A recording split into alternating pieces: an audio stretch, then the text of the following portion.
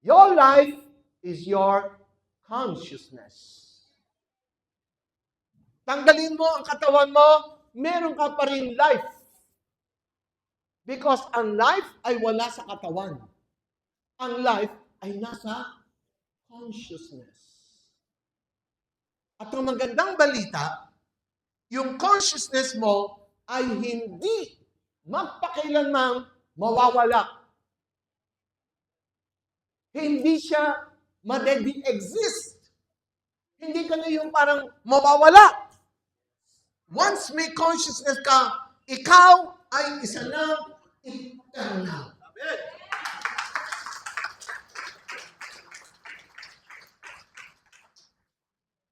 Ni ang ating Panginoon, hindi niya gagawin na matunaw ka na parang bulang. Magandang balita.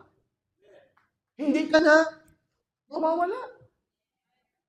But ang isang magandang tanong, saan mo i-spend yung eternal mong consciousness?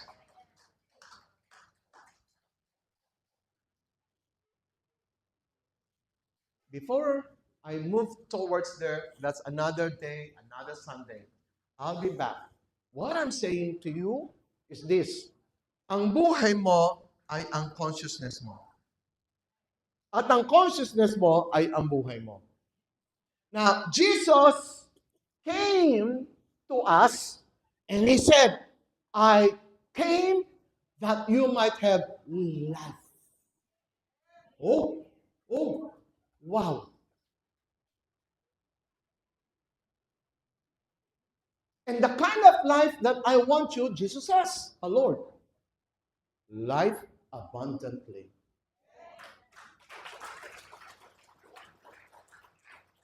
Now, kailangan natin ipaliwanag yan. Kasi pag binasa mo yan, may kanya-kanya tayong semantics or interpretation. But check it out. And I'll give you this enlightenment. Look, as I said, you don't see your consciousness, but you see your body. But actually, ang reality mo ay yung hindi mo nakikita. At ang nakikita mo ay katawan lang. So ngayon, madadaya ka ng buhay mo. Paano ka madadaya? Ito na. Ang consciousness mo, right, ay lumabas nung ikaw ay palaki ng palaki ng palaki. Nung namulat ang consciousness mo, nakita mo ang mundong physical. Nakita mo ang katawan mo. From childhood, unti-unti mong nakita. Then, na-sense mo ang surrounding mo. Na-sense mo ang mga taong sa paligid mo araw-araw na nakikita mo. Kasasabi mo, mommy, daddy, nafe-feel mo, nasa-sense mo, ito yung mga nag-guard sa akin, guardians. Ang tawag parents. Lumalaki ka, nafe-feel mo yung pagmamahal nila, special ako sa kanila, parents ko to. Then, nagkaroon ka ng siblings. Then, nagkaroon ka ng mga tito, tita, mga titang, mga promotor, mga nang-aasar. Ang role ng tita, mang-asar sa mga anak ng ibang kapatid. Lalo na pag wala pa siyang anak, asarin. Pero sila din yung titang mapagbigay, mapag-alaga. Sila pa yung nag-aalaga kaysa sa mga magulang. Mga titang mga martir. Dahil wala pa silang anak, doon binubuhos yung kanilang piling na anak sa mga pamangkin. Na sana sila rin magkaanak.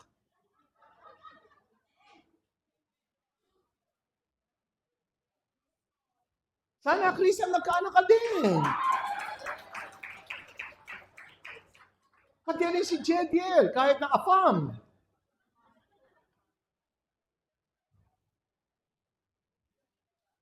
Ngayon, lumalaki ka, at itong consciousness mo, nagkakaroon na ng awareness. Saan ka nagsimula magkaroon ng awareness? Sa physical. At sa physical, kapag ikaw nagkakaroon ng awareness, anong ginagamit mo para maging aware ka? Mga physical senses mo. At ang physical senses mo ngayon, ang naging tulay upang may connection ka sa mga bagay na involved ka. Tumira ka ngayon sa ibabaw ng mundo na kung saan mula ng pagkabata mo hanggang ngayon, ang gamit mo para mabuhay ay ang physical senses mo. Ang physical senses mo sa pamamagitan ng iyong seeing, hearing, smelling, tasting, and touching. Are you listening? Careful kayo, tumingin sa akin. Are you with me? Dito lahat nanggaling ang kaalaman mo. Lahat ng nalalaman mo, nanggaling lang sa senses mo. Katulad ni Nicodemus. Matalino. Katulad mo. Ikaw. Na nanonood. Sobra kang talino. Ngunit ang katalinuhan ni Nicodemus, kabubuhan sa spiritual. Kamangmangan. Kaya kung hindi mo matatanggap ng mangmang ka, katulad ka lang ni Nicodemus. Mamaya ipapakita ko. Maraming matatalino, pag sinabing matalino sa mundo, sila ay nakakuha ng maraming kaalaman sa pamamagitan ng 5 senses. At doon sila napagtibay.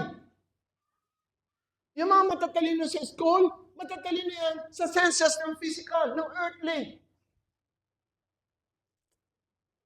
Magaling mga timeran yan sa earthly things, sa senses nila.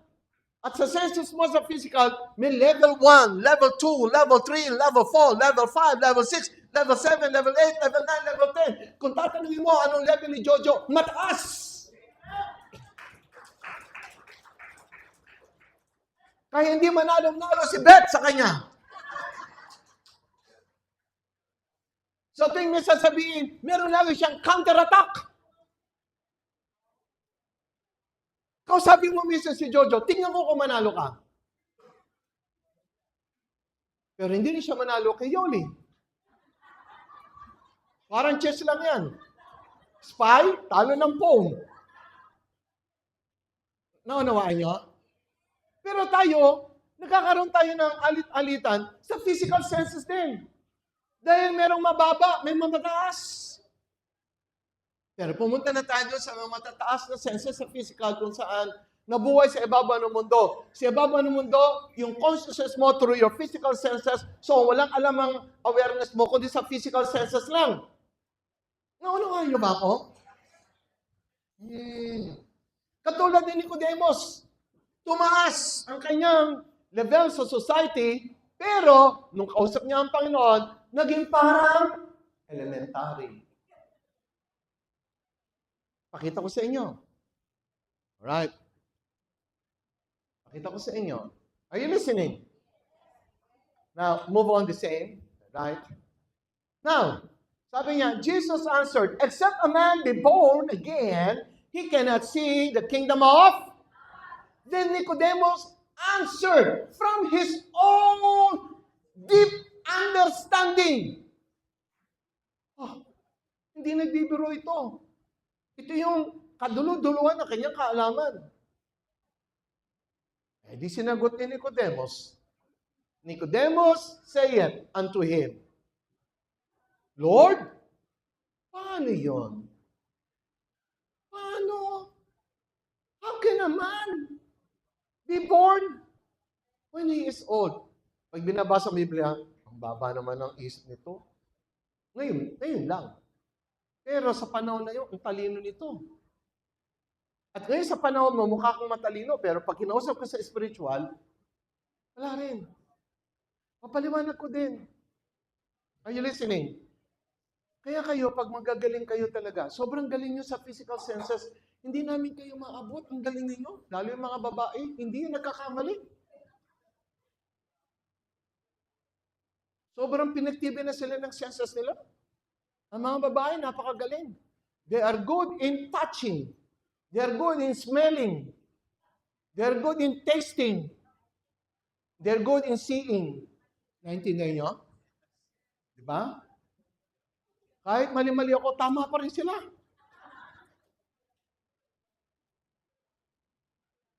And then Nicodemus says, how can a man be born when he is old? Can he enter the second time into his mother's womb and be born? Wow! Yun lang ang naisip ni Nicodemus. Paano may babalik? Babalik ba para maborn? Maborn again? Paano? Napaka-physical. Yun ang ibig kong sabihin. Napaka-physical, earthly, ng iyong thinking, hindi ka man lang absorb sa taas. Nasa earthly things ang iyong pananaw. Ito na ngayon ang gusto kong sabihin po, mga kapatid. What is life? Life is all about your senses. Life is all about your... Right, okay. Ang senses mo, kung ano abot ng sense mo, yun lang ang abot ng buhay mo. Ulitin ko. Magaling ka bang tumingin? Sa mata? Sa physical muna. E di medyo mataas-taas ka. Maganda yung analytical ng your seeing. Hindi ka kagad na-apektuhan. Oh, pero still physical pa rin yan. May narinig ka, still physical pa rin yan. Pero hindi ka kagad nagpapa-affect. Okay lang. Pero still physical pa rin yan. And I'm telling you something. Listen up. Do you know that yung awareness mo, nung ikaw'y lumaki, hanggang sa narinig mo na lang message sa church, lumaki ka, lumalaki ka, tumatanda ka, wala kang alam. Ang alam mo lang, ikaw ay isang taong may katawan. At ang lahat ng iyong, idea, ikaw ay na-orient through your senses. Na walang nagtuturo sa iyo, na wala naman nag-guide, ikaw ay gumabay sa buhay mo sa pamamagitan ng 5 senses mo. At doon sa 5 senses mo, doon ka umuhugot, doon ka nagdo-draw out, doon ka sumasalo ng lahat ng idea sa iyong kaisipan. Doon ka nagpo-form, doon ka nagbibuild ng belief, ng philosophy, ng principle. Doon ka umuhugot lang. Na hindi mo nalalaman, more than just a body, hindi ka lang isang katawan. Meron ka pang isang meron na marunong sa senses. Ano yun? Yung sense ng iyong spirit. Sapagkat you are not only a body, but you are more than a body. You're a spirit.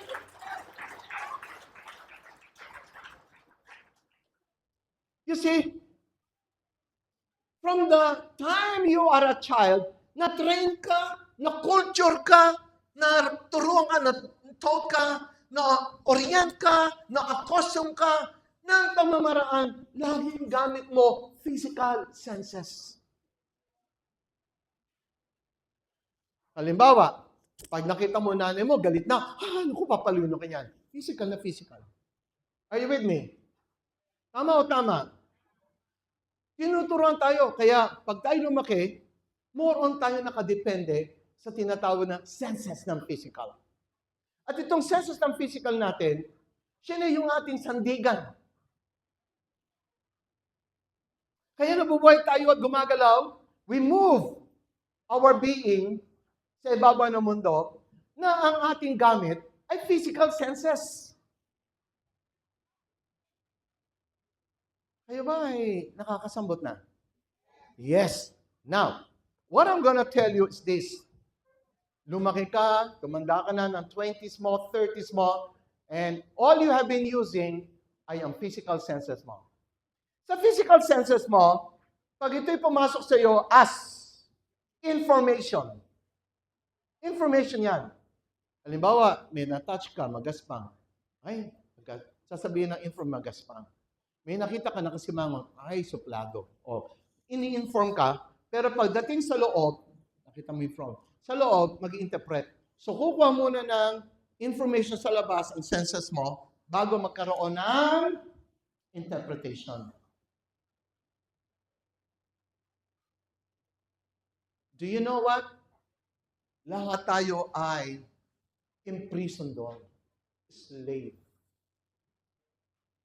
At lahat tayo nasa isang hawla na pare-paro tayong mga inmates.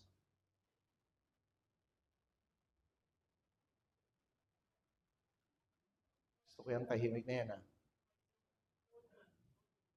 At sa loob ng isang kulungan, nag-aaway sila, nagrarayot, Because iba-iba ang timpla ng physical senses nila.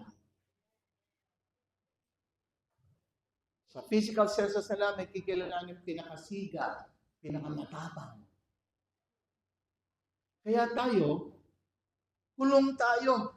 Kung hindi mo makikita, yung pinakikita ng Panginoon kay Nicodemus, Nicodemus, truly, truly, truly, truly, truly, truly, I say unto you, you have to get out.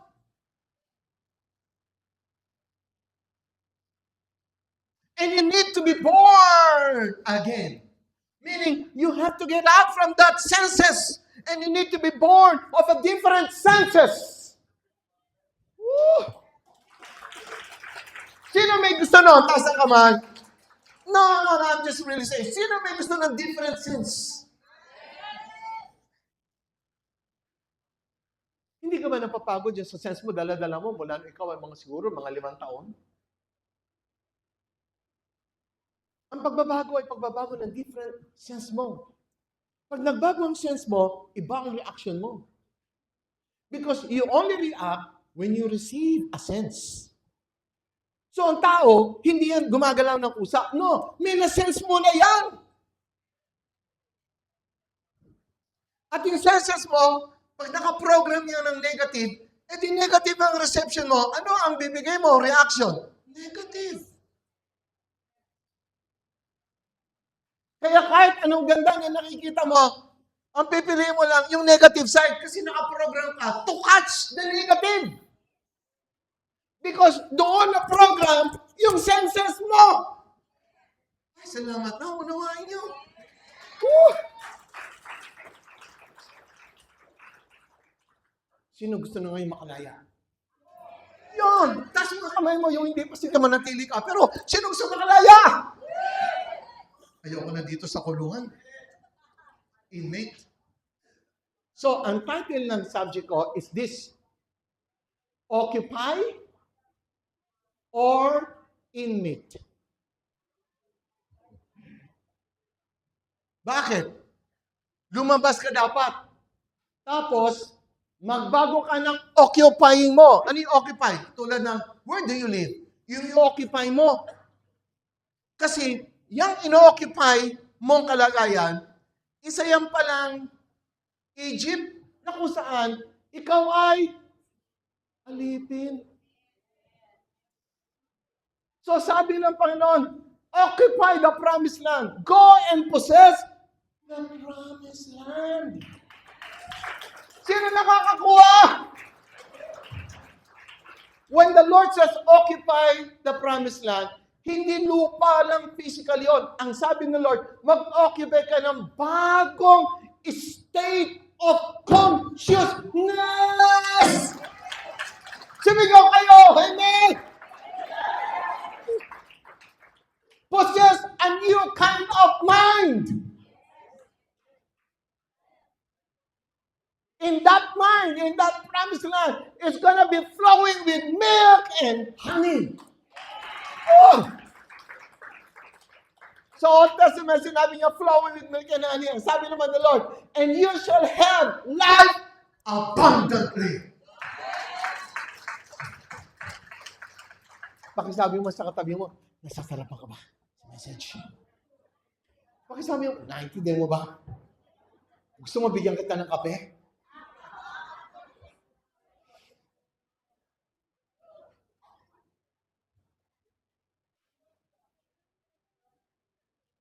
Hindi nga. Let me ask you. Can you judge yourself so that others will not judge you? Ulitin ko. Pwede mo bang hatulan sarili mo? Para yung ibang tao hindi na humatul sa'yo, sabihin mo ganito, o nga, message na to, pukol na pukol sa akin. Ilang percentage ba ako na halos ang aking buhay ay influence ng physical senses ko? At saka ano ba sinasabi ni Pastor Renan yung tinatawag na spiritual sense? Yan. Do you know, sa buhay na ito, hindi mo masusumpungan ang ang isang kaalaman na ikaw ay espiritu. Now, pwede mo malaman espiritu ka, pero ano yun? Tapos, wala na. Ikaw ay isang espiritu na hindi lang spirit, kundi meron din isang bagay sa loob ng spirit na mga parang meron ka din seeing, meron ka din hearing, meron ka din smelling, may tasting and touching din doon. Meron din senses sa loob ng spiritual realm.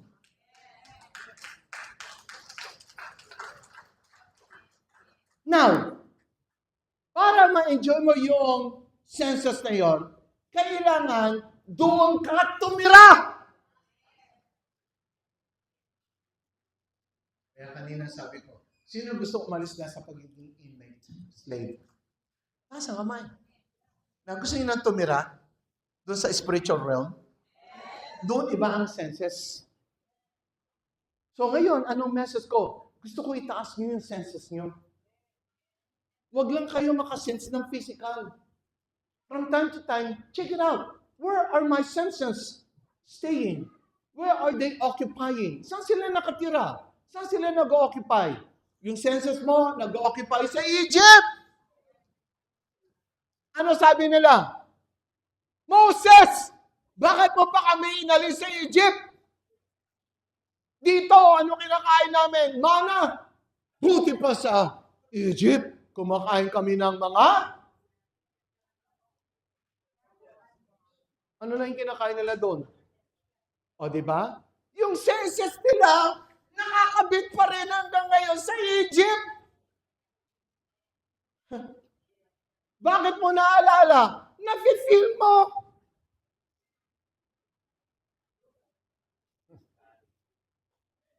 Sa tagal na lang nakatira sa Egypt, yun ang kanilang kabuuang konstitusyon sa senses nila.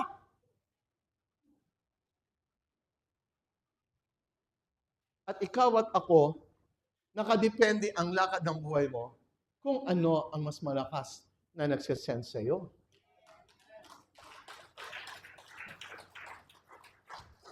Now, ang salita ng Panginoon ay nakatira sa spirit. Tapos, nakatira ka sa physical. Ayan na. Kaya kung gusto mo makinig ng salita ng Panginoon, sa totoo lang, kailangan nakatira ka sa spirit. Bagamat nasa katawan ka. Na ang tanong kay Jesus, awang Panginoon, where do you live, Lord? Come and see. Would you like to come and see? Would you like to come? I mean, would you like to come? And that's why, back again to Nicodemus, sabi ni Lord, saan ka pumunta? Punta tayo sa kingdom of God. Saan daw? Saan daw? Sa kingdom of God. Ano daw ang kingdom of God? God's. Doon ka pupunta. Now, nasa-sense mo yung God's consciousness? Hindi pa! Kaya kailangan mo ng mentor. Kailangan mo ng isang mag-guide sa iyo. At sinasabi ng Biblia, someone to disciple you. Magpa-disciple ka naman.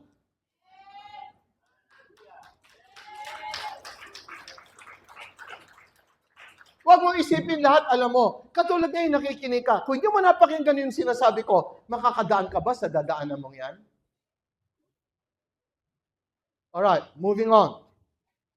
Next verse, Martina. I'll make it faster now. Woo! Jesus answered, verily, verily, I say unto you, except a man be born of water and of the Spirit, he cannot enter into the kingdom of God.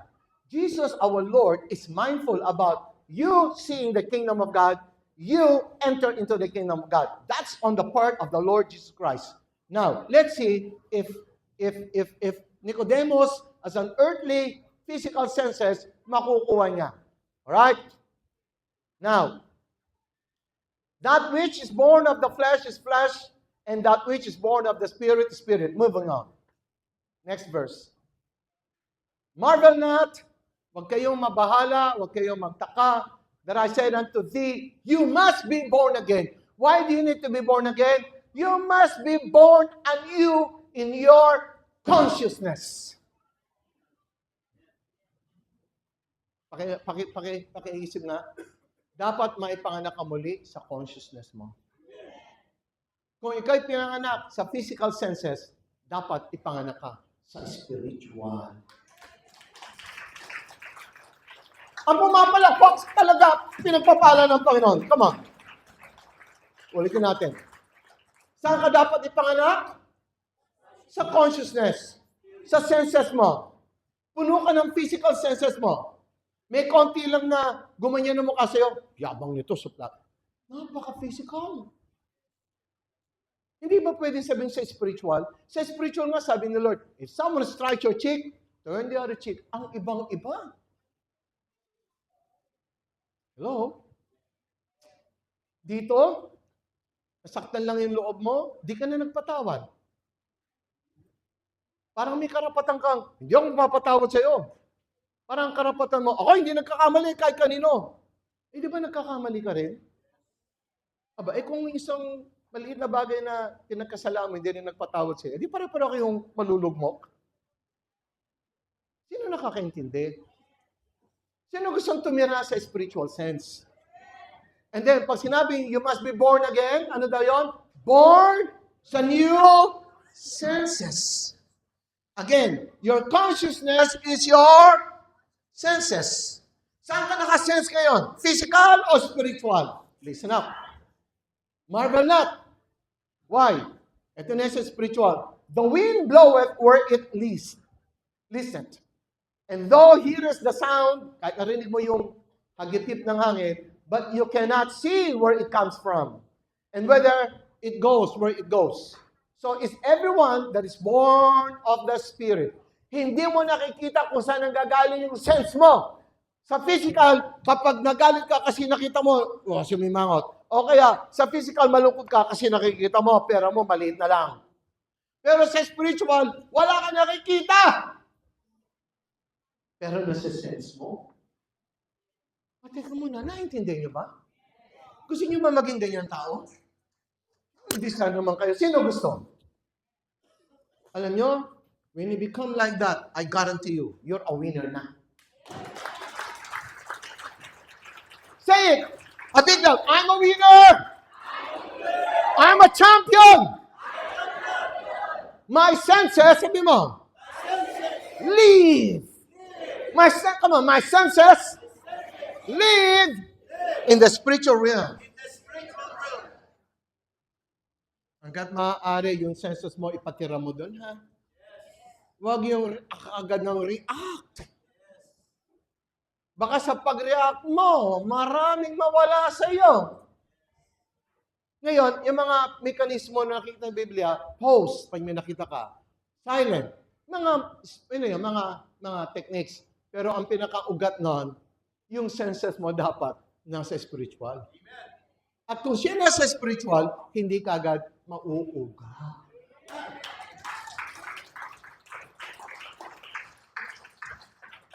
Kahit pa ang misis mo, nag sa'yo, pag nasa spirit ka. O, di ba? Di ba? Congratulations sa mga lalaking nasa spiritual. Sino yun? Sino yun? Taas nga yung mga kamay ng mga lalaking yun. Ayan na. Si Jojo lang hindi nagtaas ng kamay. Wala pa. Wala ka pala. Okay. Right, next verse. May natututunan ba? Next verse. Nicodemus answered and said unto him, how can these things be? Walang alam. Paano yung mangyayari? Yun ang sinasabi ko sa inyo. Pwede kang tumalino dito. Ang daming matatalino riyan. Ang tatalino.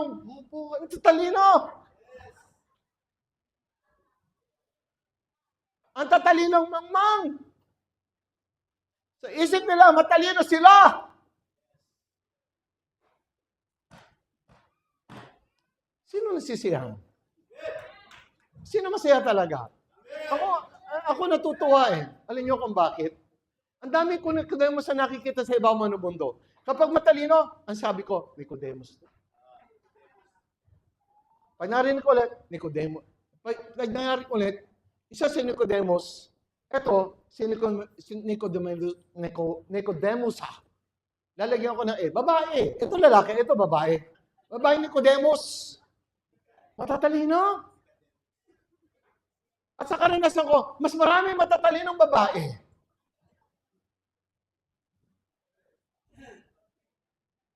Yung mga babae, ang hirap turuan. Naku po, ayoko makipag-away sa babae. Nagsasalita lang ako based on observation. Alam niyo ba, kaya pala sinabi ng Panginoon sa mga babae, submit. Kasi sobrang mong galing. Alam mo ang babae kasi, kaya ko sinabi, totoo lang ha, sila yung subjective. At pag subjective, ibig sabihin karanasan. So, mas sila yung attached sa physical. Kaya pag yan ang katiwiran, attached yan sa physical. Pero yung katiwiran nila, walang katuwiran. Walang logic. Ayoko na makipag-away sa inyo. Pero sinasabi ko lang, naintindihan niyo ba ako? Pero dapat malaman niyo yung nature niyo, mga babae. Pag alam niyo yung nature niyo, tapos nagagawa niyo, ay, nature ko to sinabi ni pastor to. Let me tell you, I'm not saying this one to put you down. No, I'm saying this one so that you may be aware of your nature as a woman. Kaya din naman, ipinapaunawa ko sa mga lalaki, unawain yung babae. Walang logic yan. So, huwag niyo hanapan ng logic. Pag may ginawa yan, huwag mo hanapan ng katiwiran. Dahil pag hinanap mo, kasi isa kang sira. Hahanap ka ng logic sa isang sirang ulo, sira ka lalo. Intindihan niyo ako?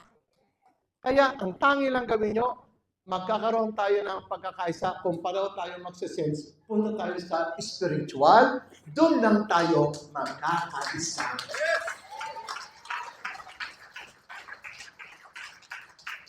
Sapagkat sa physical, babae ka pa rin, lalaki pa rin, pero pagdating sa spiritual sense, magkakaisa tayo. Kaya, saan tayo pwede magkaisa? Pumunta tayo sa spiritual realm, sa God's consciousness, where there are also senses. I-sense mo ako sa spiritual, i-sense kita sa spiritual. Kaya sa Corinto sabi, the carnal cannot discern the spiritual. But the spiritual cannot be discerned.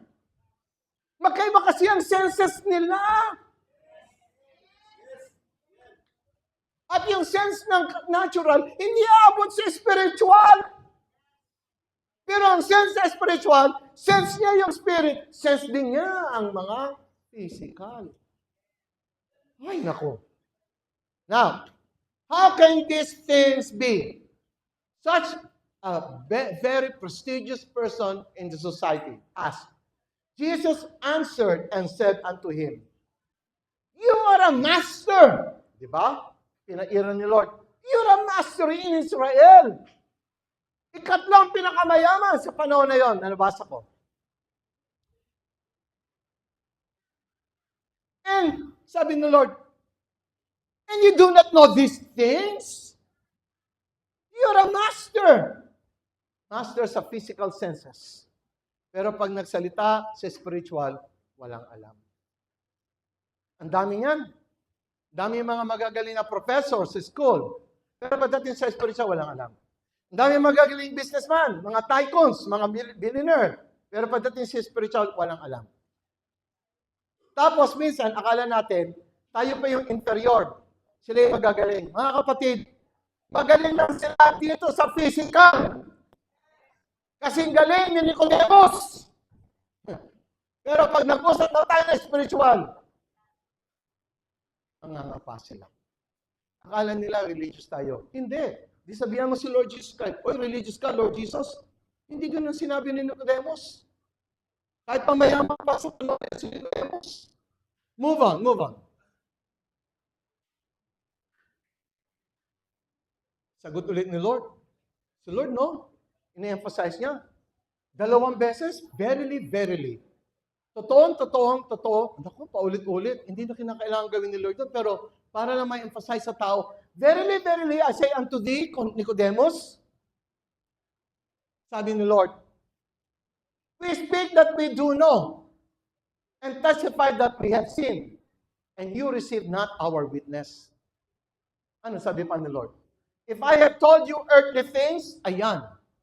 If I have told you earthly things through physical senses, and you believe not, how shall you believe if I tell you heavenly things?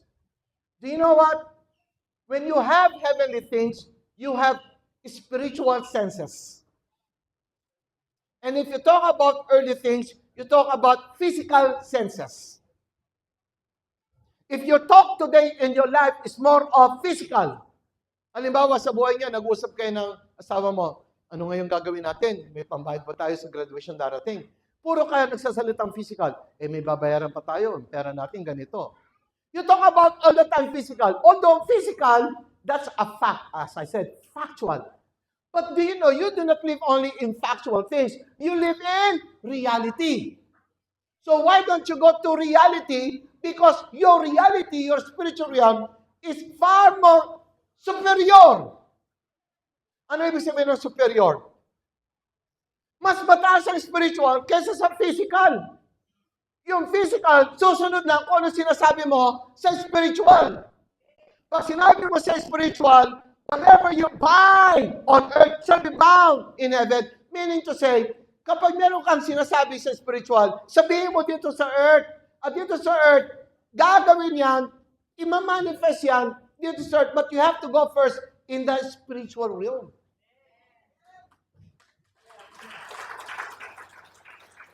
Look, when the Lord Jesus says, if I have told you earthly things and you believe not, how shall you believe if I tell you of heavenly things? Katulad ngayon, kapag nakikita mo sarili mo na ikaw ay isa lamang dukha, ang pinapaniwalaan mo ay ang physical mo. And what you believe is what you see. And that is not the way to believe. To believe is something that you don't see, but you see it in the spiritual realm. And you must hold tightly doon sa nakikita mo sa spiritual, because that is your salvation. And what is your salvation? Sinesave ka ni Lord sa physical mong senses. Ulitin natin. Saan ka sinesave ni Lord? Sa physical senses mo. Now, it's not totally wrong, but what I'm saying, ang living mo sa physical senses ay hindi umaabot sa standard na totoong pamumuhay ng isang nilalang ng Panginoon bilang anak niya. Sapagkat bilang anak niya, dapat ang iyong senses ay nasa kingdom of God. Let's move on, finalize this one. And then, and no man had ascended up to heaven, but he that came down from heaven, even the Son of Man, which is in heaven. And as Moses lifted up the serpent in the wilderness, even so must the Son of Man be lifted up. Last verse. That whosoever believeth in him should not perish, but have eternal life. And then, ito na yung kilala, for God so loved the world that he gave his only begotten Son, that whosoever believeth in him should not perish, but have an everlasting life. Let me tell you, go back to the previous verse, and I'm going to just finish this off. Ang earthly, they speak of the physical senses. Ang heavenly, they speak of spiritual senses. This Son of Man, right, nagkatawang tao lang siya. Bumaba siya from God, bumaba, pero kailangan may katawan tao siya. So, he is seen as a Son of Man, but as a Son of Man, who has all, na meron siyang lahat, ng spiritual senses. Itong Son of Man is in the physical form, but ang dala-dala niya, senses niya sa kingdom of God. Siya nasa katawan, pero ang nasa loob niya, lahat ng nasa loob niya ay senses ng consciousness ng Father God.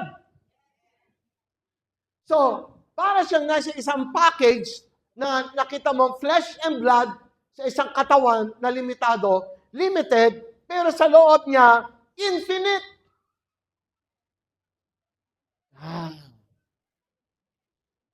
Si Lord, nanggaling sa heaven na katawang tao. Inalam niya ang sarili niya, alright, magkaroon ng limitation sa pagkakaroon ng katawan. Are you with me? Pero sa loob, siya ay isang spirit. Are you with me? Ganon din ikaw. Ikaw ngayon ay may katawan na naglilimit sa iyo. Pero meron kang spirit sa loob, napakalakas. Na, kapag nasa-sense mo ang physical, you live in your body. And you live your limitation. But, if you are able, nakikinig kayo? Kung kaya mo lagpasan ang nakikita mong physical, kaya mong mag-dwell, kaya mong tumira, kaya mong mag-occupy, kaya mong pumunta doon sa spiritual realm ng iyong buhay. And then, you shall become limitless.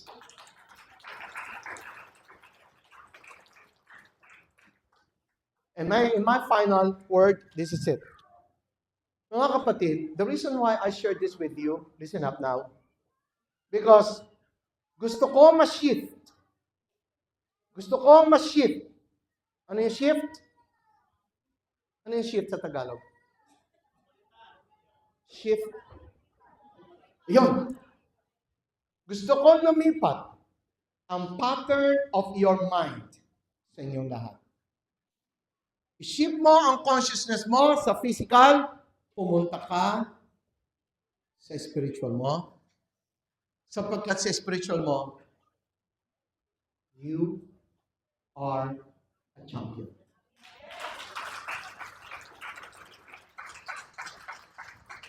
Sinasabi ko ito, nag-message ako previous Sundays hanggang ngayon, sapagkat ang intensyon ko, kayong lahat ay ganito. Gusto kong ma-reprogram ang inyong mga subconscious mind. At ninanasa ko na ang inyong subconscious ay ma-align. Ma-align sa consciousness ni God.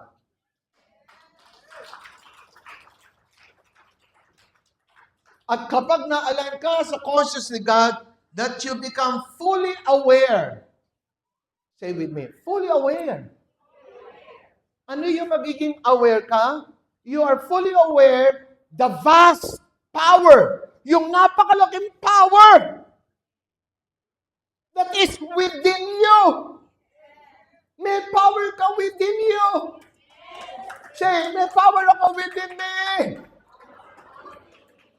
Habang hindi mo nakikita yon, nakikita mo yung physical mo, tao lang ako.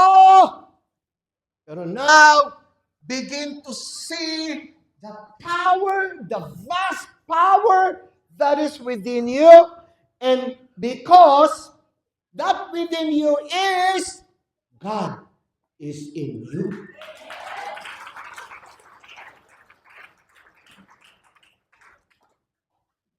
The same way, pag maganda na ang shift ng mind mo, at yun ang gusto ko sa inyo lahat, naniniwala na kayo sa nakikita at narinig nyo sa spiritual sense, at hindi nyo na masyadong tinitingnan ng physical, although nandiyan yung factual, pero mas malaki na nakikita mo sa spiritual, eto na ngayon, magsasalita ka kailangan.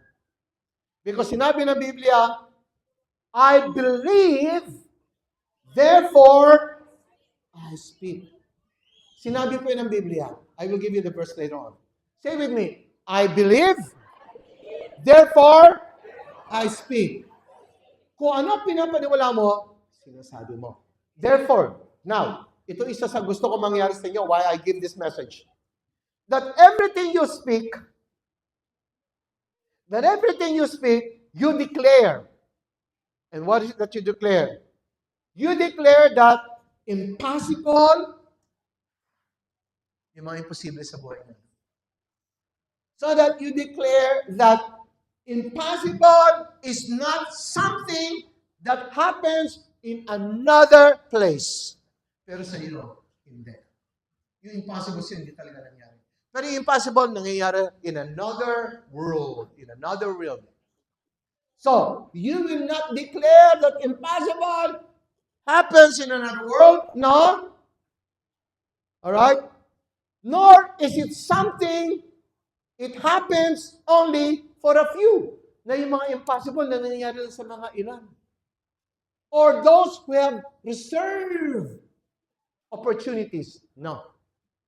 This time, do not think that impossible is impossible really. No. Believe something that I'm going to say right now.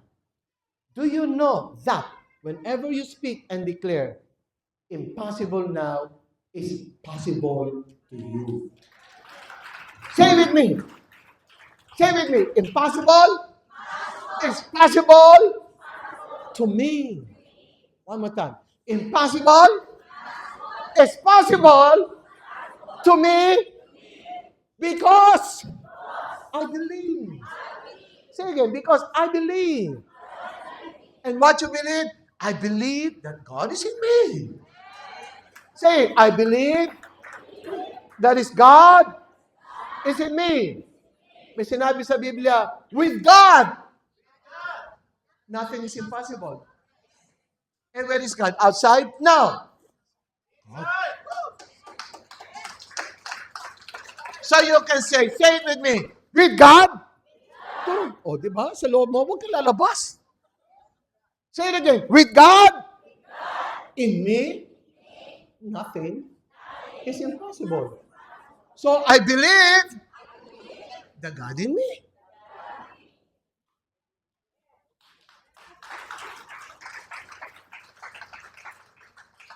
Mga kapatid, sinasabi ko to sa inyo para yumaman kayo lahat din, ha? Mga kapatid, gusto ko may pagbabago sa buhay ninyo. Alam nyo, makikita nyo for long time, hindi ako nagsasalita ng mga kasalanan nyo, makasalanan tayo. Totoo naman yan. Pero hindi ko kayo maililipat sa bagay na gusto ko kung palagi na sasabihin ko. Ang ibinibigay ko sa inyo, ito ang sanayin nyo makita, si God in you. At yung mga kasalanan nyo, iiwanan nyo yan! Bakit? The more you look at the Lord Jesus Christ, the more you will be attracted. Masabi ko lang sa inyo, alam nyo po ba, yung mga tailor, pag sila tinitrain, I have heard this one but it's good. Tinitrain lang sila kung ano yung original. So, hindi sila tinuturuan kung ano yung fake. Tinuturuan sila kung ano yung original. Isang kapalan nila, alam na original. Pag kumapa sila, hindi ito original. Hindi alam nilang fake. Kasi alam nila yung original. Pero ang point ko, hindi sila tinuturuan ng hindi original. Ang tinuturo lang, yung original. Kaya ganun din ang ginagawa ko. Hindi ko na kayo tuturuan pa kung ano yung mga hindi. Ang tuturo ko lang sa inyo kung ano yung ano. Sino nagsasabing amen ako doon? So, tinuturo ko lang si God na nasa iyo. And then malalaman mo, pag mayroon kang ginawa, mayroon kang sinabi, hindi God in me yun. Eh di mali ka. Malalaman mo, pag nalaman mo ang tunay, at malalaman mo kung ano ang mali. So now, last a few ones na mga declaration, here it is. Do you know that when you declare, you connect yourself to infinite potential? Nakikita yung limitation nyo, pero once nag-declare ka, because alam mo na that God is in you, nasa-sense mo spiritual, you're connecting yourself to infinite potential mo. Hindi ka tulad ngayon, wala akong magawa, wala akong choices. No. Pag pumunta ka sa spiritual mo, ang dami mong choices. Alright.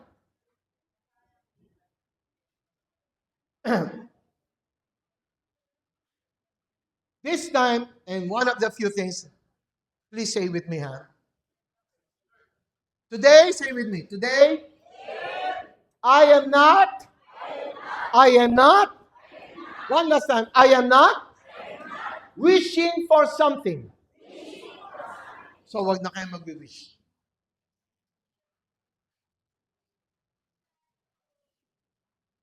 Say with me. Today, I am not wishing for something. Why? Because, sasabihin mo, ha? Because today, I am calling into being.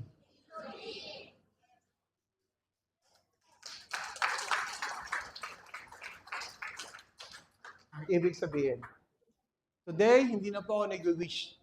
Today, I call something into being. Pag sinabi mo, let there be light, sabi ni Lord, ikaw din, let there be abundance. Hindi ka na nag-wish. Dahil alam mo, ang God ay nasa iyo. Are you with me? Alam mo ba na God is in you?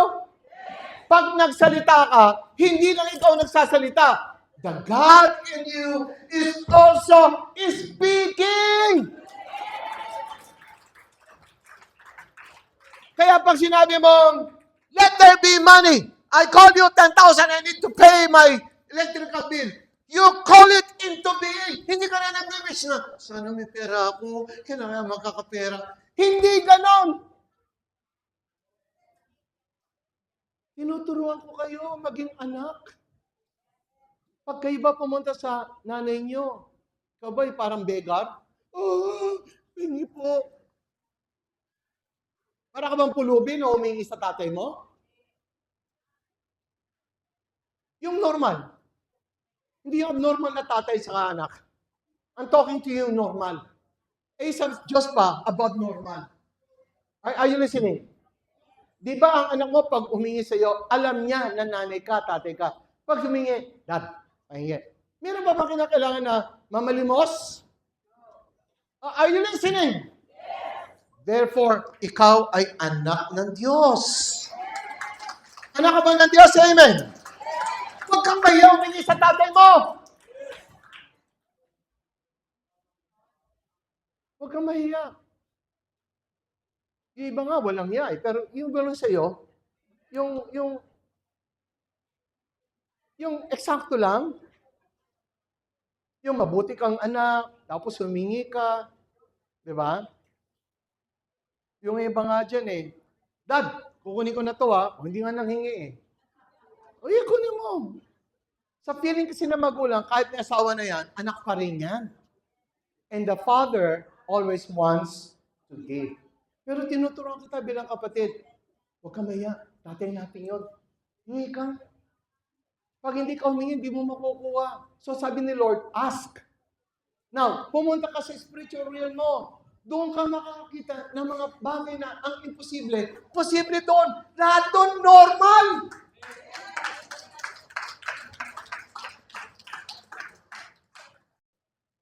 And last one. Right. Alright. Mga kapatid, ang isang pinakamalaking resulta ng pagtuturo ko sa inyo ay ito. Pakinggan nyo maigi. Kung naniniwala ka that God is in you, say with me, I believe that God is in me. Is in me.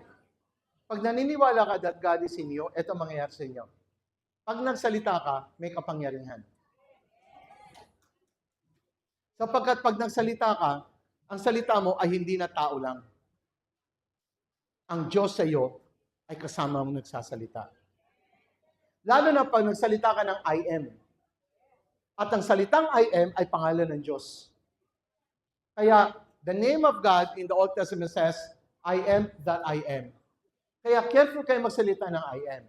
So don't ever say, I am sad, I am lonely, I am poor, I am stressed, I am depressed. Wag na wag kayo magsasalita ng ganyan. Sapagkat nilulubak ninyo ang pangalan ng Panginoon. At dahil sinabi niyo yan, papapangyarihan ng Diyos kung ano sinabi niyo. Rather, magsalita kayo, I am strong. I am victorious. Parang hindi niyo kaya sabihin yan. Kaya niyo ba yan? Tignan ko nga kung kaya niyo pa. Tignan ko lang. Yung mga lulunok lang, okay. Pero yung mga magsasalita, tignan ko. Sabihin mo nga, I am beautiful. Wow! Yun ang gusto ko, may feeling pa. Mas gusto ko yung ginawa ni Sally, may feeling pa, beautiful, o diba? I like that. Kapag, feel mo, may emote ka pa.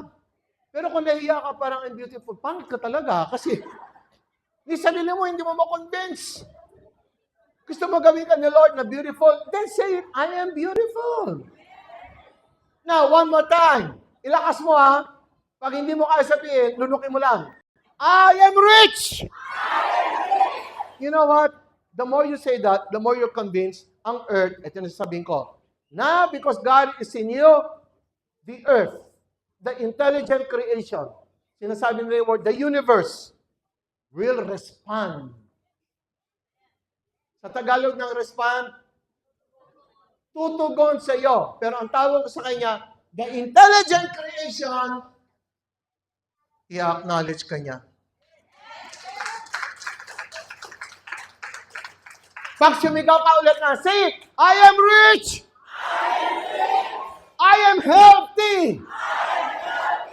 I am a winner! I'm a champion! I am able to do all things. I am strong! I am strong! Say it again, I am strong! I am strong! Do you know what? The Lord wants you to be strong all the time. What the devil wants you is to be always weak. But when you enter into God's consciousness, you will always be strong. Na mga kapatid, you apply this one in your life. Ano man ang kailangan nyo? Sino kailangan dito ng asawa? Taas na kamay. Huwag na kayong mahiya. Buti nga sinabi ko kagad yun eh. Tandaan ninyo, nung si Sister Cora, nakaalis na, nasa States na. At 70 years old, nag-desire magkaasawa. At ang dinisar niya, 70 years old yun ha. Ang dinisar niya, gusto ko isang foreigner. Noon, nahiya-hiya pa siya. Pero nung sabi ko, huwag ka nang mahiya. Alam niyo, pag sinabi ko dito, at hindi mo gusto i-acknowledge ang kailangan mo, then God in you, hindi magsasalita.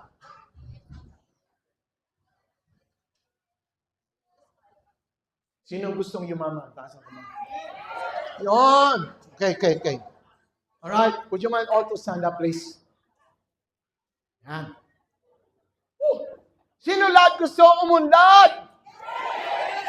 Sino lahat gusto maging overcomers? Right. Lakasan niyo naman yung sigaw ninyo. Umiinat na nga kayo, hindi pa kayo mga sigaw ng malakas. 1, 2, 3, sigaw ng malakas ng amen. 1, 2, 3! Say, thank you, Jesus! Oh, hallelujah. Let's make a little music, Edwin. And then, just a little back.